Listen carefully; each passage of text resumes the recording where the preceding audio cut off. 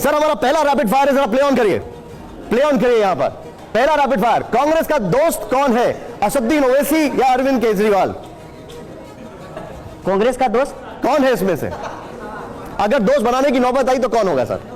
नहीं, नौबत 140 करोड़ लोग जो इस देश में रहते हैं सब कांग्रेस के दोस्त हैं।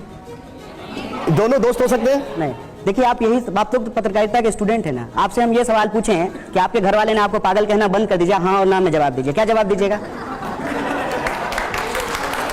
ठीक है, ठीक है। सवाल मेरा दूसरा सवाल, दूरदर्शी नेता कौन है? सीधे आइए जरा, दूरदर्शी नेता कौन है, राहुल गांधी या डी राजा? सर दोनों दूरदर्शी नेता हैं। आप दोनों को निजी राय बोल रहे हैं? दोनों? हाँ, दोनों दूरदर्शी नेता हैं।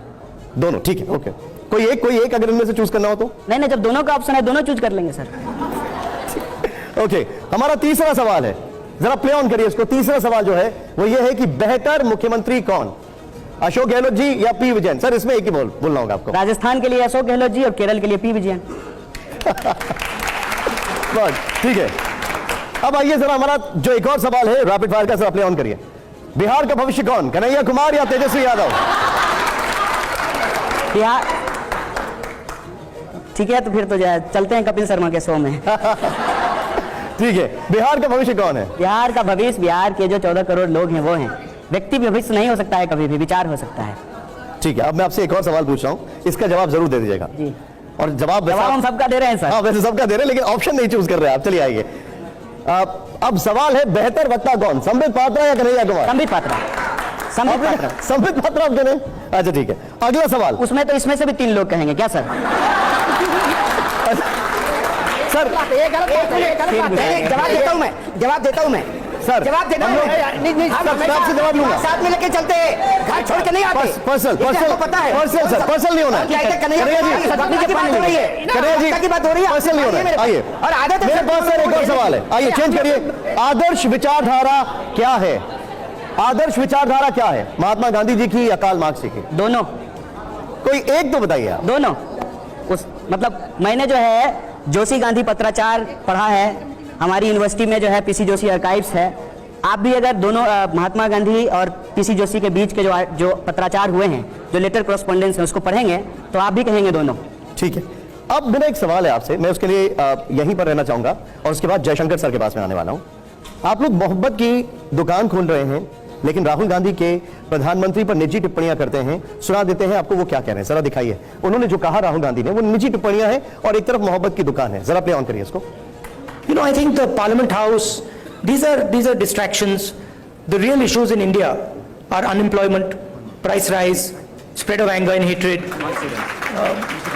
crumbling education system, price of education, price of healthcare. These are the real issues. BJP can't really discuss them, so then they have to do the whole scepter thing. No. You know, lying down and doing all that. So, अब Rahul, aren't you happy? I'm not lying down. Rahul Gandhi ji ने कहा जब वो प्रधानमंत्री जी दंडवत हुए तो are you happy that I am not lying down? ये थोड़ा पर्सनल नहीं है सर? देखिए क्या है ना सर कि आपने जो है पूरा क्लिप दिखाया और साफ सब लोगों ने देखा, मेरा पूरा ध्यान जो है ना उसी में अटका रह गया। जब महंगाई की बात हो रही थी, सुधा देखे कि नहीं आप लोग, जब जो है बेकारी की बात हो रही थी, शिक्षा महंगी हो रही थी उसकी बात हो रही थी, स्वास्थ्य महंगा हो रहा है उसकी बात हो रही थी, तो मैं वही देखता रह गया। कहते हैं ना, जाको रही भावना जैसी प्रभु मूरत देखें तीन तैसी। हमको ये लगता है कि अगर इस देश में रोजी रोटी, कपड़ा, मकान, शिक्षा, स्वास्थ्य, सड़क, बिजली, पानी की बात करना और इसके बात करने से प्रधानमंत्री जी का अपमान हो जाता है, तो प्रधानमंत्री जी तो देश के प्रधान सेवक हैं। 140 करोड़ लोगों के जो बुनियादी सवाल हैं उनके लिए, उसके लिए तो जो है उनको बार बार अपमानित हो जाना है, ये तो देश हित में है, इसमें क्या दिक्कत है? लेकिन आप जो बता रहे हैं, मैं आपसे एक और यहाँ पर चीज पूछूं। प्रधानमंत्री सिंगोल स्थापना के वक्त दंडवत प्रणाम कर रहे थे, तो राहुल जी ने उनका मजाक उड़ा दिया, जिस तरीके से वो कहा गया है। बदले में बीजेपी ने भी राहुल गांधी जी की तस्वीरें दिखाई हैं। मैं आपको एक बार दिखाना चाहता हूं, प्ले ऑन करिए। देखिए आपने वो वाला पार्ट बताया, मैं उसका भी जवाब आपसे ले चुका हूं और ये दूसरे वाले का भी। जरा वो एक बार क्यू पॉइंट दिखाइए जरा। जो ये राहुल गांधी जी ये उज्जैन में जब वो दंडवत कर रहे हैं, अब वो बोलते हैं he is lying down, but I am not going to do that. अब आप इसको कैसे लेते हैं? नहीं, आप एक्चुअली उस बात को समझे नहीं जी। प्रधानमंत्री जी जो संसद भवन में लाइंग डाउन कर रहे हैं ना, उसके लिए जो है राहुल जी नहीं बोल रहे थे। ये सब जानते, देखिए ये 1 to 1 कराते रहिएगा ना, उससे 140 करोड़ लोगों का भला नहीं होने वाला।